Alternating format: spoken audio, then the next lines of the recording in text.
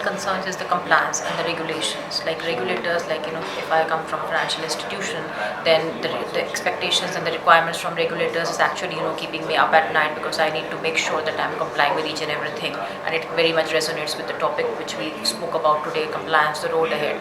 Because the compliance is one major thing that we really need to think about, and we really need to make sure that we are complying with each and everything, and we are not faulting, because cost of non-compliance is actually much more than the cost of compliance.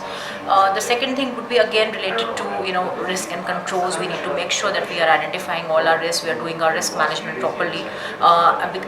Earlier that used to be kindly only the role of the chief audit executive or the chief compliance officers, but nowadays it is the CFOs are very much partnering with it, the senior management, the leadership, because the requirement is the tone at the top, right? So the leadership is equally responsible for the compliances, for the risk, for the management of the risk, and even the clients, they are also, the expectation is that from a business continuity perspective, that the risks are being managed properly, and what efforts organization is making to make sure that their risk management is up to the mark. So I think these are the two key areas that I think is really important from a CFO perspective.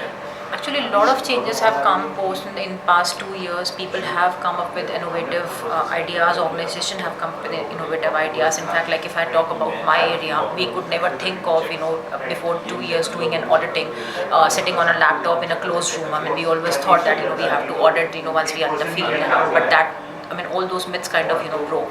So, and that could just happen because of the technology, right? So I think the largest thing that we have seen in past 2 years is the enhancement of technology, enhancement of innovative ideas coming in, doing everything while sitting in your home, and making it possible. And companies have come up with kind of a lot of technological. I can at least personally vouch for to be able to do auditing while sitting in the corners of my room, using technology, big data like artificial intelligence, using a lot of kind of data analytics modes by which I was able to just crunch the data and come up with the specific, either the false positives or even the exceptions. So I think that has been the biggest I would say focus area in the past 2 years, and the companies who were able to actually manage to come up with a lot of innovative ideas and technology and able to grow up, they were only able to be sustained in the last 2 years. Otherwise, those who were not able to kind of come up and match themselves to the technological advancements, I think they have just gone down. So and we have seen companies falling and companies rising both in the past 2 years. Actually, a lot. So if you think in a short term, definitely technology requires a lot of investment. But if you think long term, I think it is definitely a method of cost optimization. Technology is kind of helping. It is replacing, actually in many cases it is replacing the manual efforts as well. It is replacing humans, though it is not somewhere good for the human or for the resources, because they are being replaced by technology. But there are many cases, like for example, if I take the example of auditing only, earlier we used to kind of pick up manual samples and do the vouching, and for that maybe we needed a, let's say 10 people large team. But now I don't think I need that large team, because I'm able to do that with the help of data analytics and artificial intelligence.